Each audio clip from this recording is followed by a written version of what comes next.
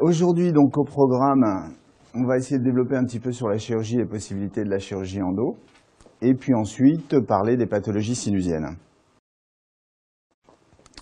Alors, au niveau du pronostic de l'endo chirurgical, bon, les indications, les contre-indications, on ne va pas s'étendre très longtemps sur les indications, les contre-indications. Ce qui est important, ce sont les contre-indications qui sont strictes, c'est-à-dire les patients qui, pour des désordres médicaux, vont présenter des risques majeurs, alors qu'il s'agisse de l'hypertension artérielle évidemment, infarctus, là on pourra moduler en fonction de ce qui s'est passé et des médications qui sont prises, insuffisance cardiaque, endocardite bactérienne évidemment et patients à risque, et puis ensuite anémie, des désordres leucocytaires non prolifératifs, les leucémies, troubles de la coagulation et de l'hémostase. Donc ça c'est à reprendre évidemment avec l'INR en considération, et évidemment l'ostéoradionécrose. Bon, ça ce sont les risques majeurs et les contre-indications de toute chirurgie. À partir de là, donc bien évidemment, surtout si vous faites de la chirurgie, pensez à l'interrogatoire médical, à bien faire signer votre interrogatoire médical pour des problèmes évidents de responsabilité.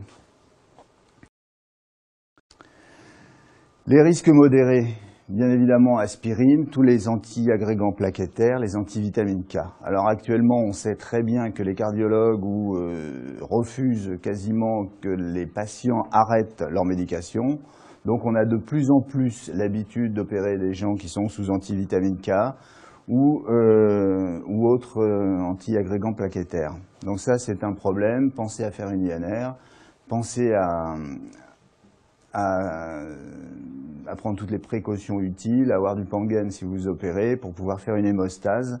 Donc pensez à tous ces pansements hémostatiques. Ensuite, les contre-indications locales, ben là elles vont être, on peut difficilement les développer, elles vont être en fonction des situations anatomiques, que ce soit à la mandibule ou au maxillaire, c'est l'accès. Il est évident que si vous avez des corticales qui font 1 cm d'épaisseur, que l'apex est situé très loin, ou comme hier, vous vous rappelez sur le scanner, en linguale du nerf dentaire, ce sont des contre-indications formelles de la chirurgie.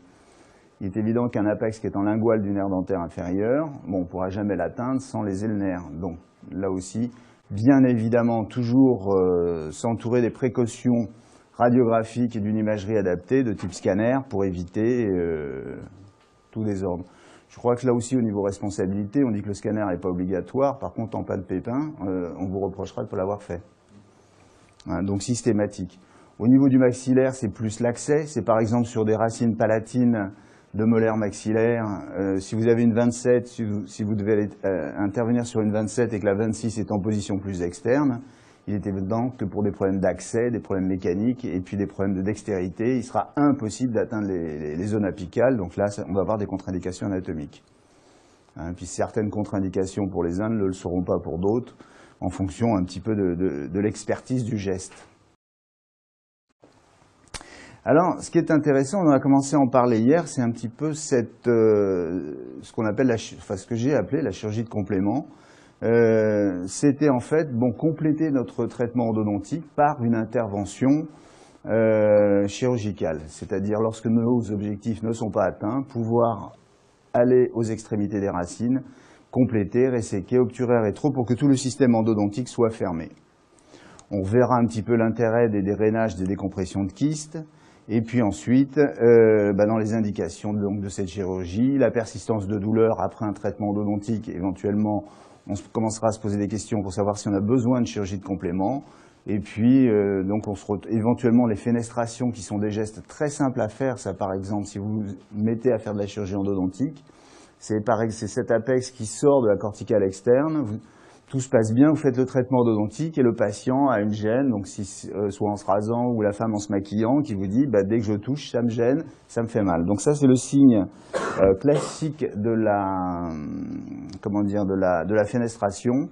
Et à ce moment-là, il suffit de faire un petit lambeau, de réenfouir la racine, hein, en la resséquant, en la meulant, vous la réenfouissez sous la corticale. Vous mettez ou pas une membrane, d'ailleurs, il n'y en a pas forcément besoin, et puis vous repositionnez la gencive et le problème est réglé. Donc ça, c'est des gestes très faciles à faire pour vous mettre un petit peu à la chirurgie endodontique.